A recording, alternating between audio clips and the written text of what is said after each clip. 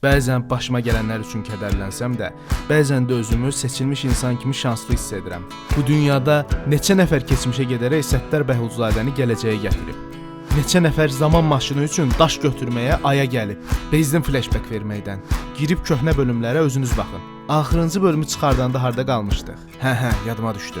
Genesis qayasından bir parça üçün yad planetlilərlə döyüşdüm. Project X sayəsində.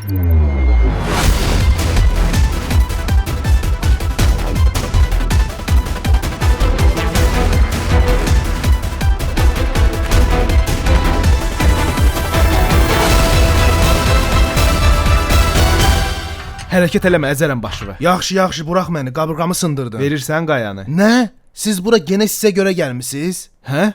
Yura, sən demişdin ticarəti ilə bunlar məşğuldur. O daşdan burada zibil kimidir, dur rədd ol üstümdən. Yura, niyə ağlayırsan, yekə kişisən? Ay sağ ol. Eşitdin Layka nə dedi? Sən də tərifləyən kimi qatıqlayırsan da Layka. Nə idi mə? Mən həyatım boyu burada yaşamışam. Burada işləmişəm, burada həyat qurmuşam. Sən get yoldaş. Mən ayda qalacağam. Layka, gəlirsən mənimlə? O an dostlarımın yerə qayıtmaq istəmədiyini anladım.